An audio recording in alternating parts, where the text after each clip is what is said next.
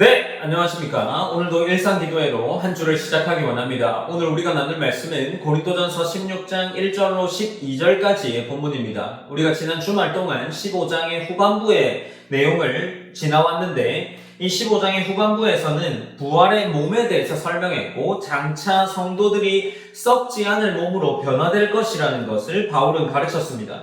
그리고 마지막에는 사망아 너의 승리가 어디 있냐라고 선포하면서 예수 그리스도의 부활로 말미암아 더 이상 최종적인 승리가 죽음이 될 수 없다는 것을 선포했죠. 예수 그리스도의 부활로 말미암아 바울은 이 자들에게 권면하면서 그가 육신으로 다시 살게 될 것을 이야기하고 가르쳤습니다. 그러므로 내 사랑하는 형제들아 견실하며 흔들리지 말고 항상 주의 일에 더욱 힘쓰는 자들이 되라 라고 권면을 합니다. 곧 이것은 부활의 소망이라는 것, 이후에 자신의 육신이 다시 부활하게 될 것이라는 이 소망은 미래만 보게 하는 것이 아니라 오늘을 더욱 신실하게 살아가는 힘이라는 사실을 바울이 알려주고 있는 겁니다. 그리고 오늘 본문에서는 그러한 신실한 성도들의 공동체 속에서 나타나야 하는 삶이 어떤 모습인지를 보여주고 있습니다. 본문 1절로 4절 본문에서는 바울은 예루살렘 성도들을 위한 연보에 대한 이야기를 하고 있죠. 당시 예루살렘의 위치에 있었던 이 예루살렘 교회는 큰 기근과 핍박으로 경제적인 어려움을 경험하고 있었습니다. 그래서 바울은 여러 이방 교회들에게 이 예루살렘 교회를 도울 만한 이 연보들을 준비하도록 권면했습니다. 그래서 바울은 16장 1절에 보면 성도를 위하는 연보에 관하여는 내가 갈라디아 교회들에게 명한 것 같이 너희도 그렇게 하라 라고 말하면서 2절 본문으로 매주 첫날에 너희 각 사람이 수입에 따라 모아두어서 내가 갈 때에 연보를 하지 않게 하라 라고 이야기를 하고 있는 거죠. 결국 여기서 바울이 말하는 것은 예루살렘 교회 공동체를 돕기 위한 연보가 준비되어야 하는데 이 연보를 준비함에 있어서 갑작스럽게 감정적인 감정이나 분위기를 따라서 연보하지 않기를 권하고 있습니다. 바울은 각 사람이 자신이 처한 상황과 은혜를 기억하면서 자신의 형편에 따라서 계획적으로 준비하기를 권면하고 있습니다. 이것은 헌금의 원칙을 말하기보다 받은 은혜를 흘려보내는 삶을 살아갈 때 그것이 갑작스러운 은혜나 갑작스러움으로 나타나기보다 늘 일상 속에서 감사해야 한다는 것이 성도의 삶에 드러나야 함을 보여주고 있는 거죠.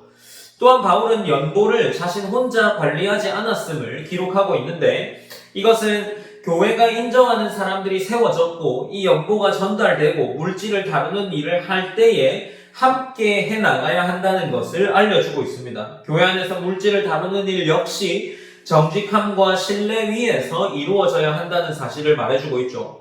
그리고 5절로 9절 말씀에서 자신의 사역 계획에 대해서 이야기하는데 바울은 마게도냐를 거쳐서 이 고린도에 방문할 계획을 이야기합니다. 그러나 이 고린도에 방문할 계획을 말하면서도 8절 본문에 보면 내가 오순절까지 에베소에 머물려 함은이라고 기록을 하고 있죠.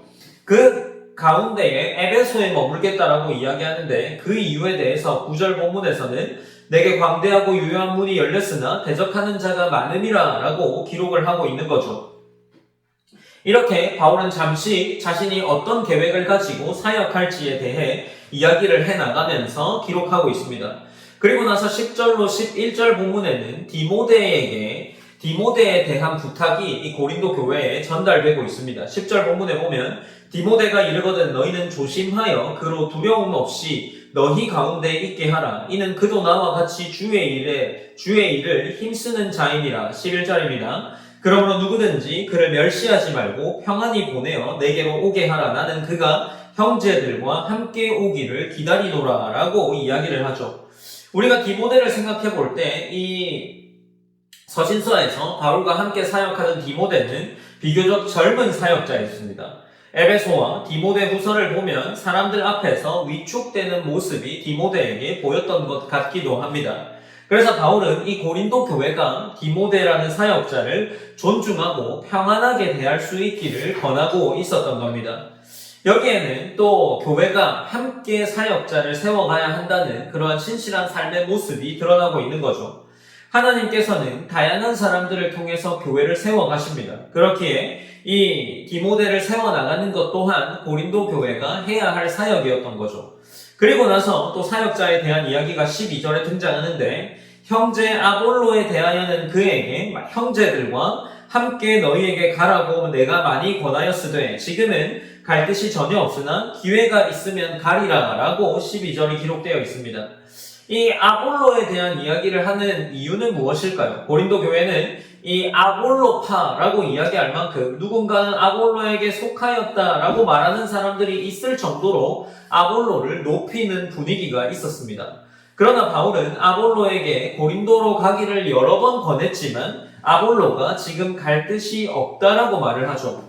어쩌면 한편으로 볼 때 이 아볼로가 고린도로 가지 않는 것은 의미가 있을 수 있습니다. 고린도 교인들은 사람을 중심으로 편을 나누었습니다. 정작 바울과 아볼로는 이 고린도 교회를 섬기는 일에 있어서 경쟁하지는 않았다라는 거죠.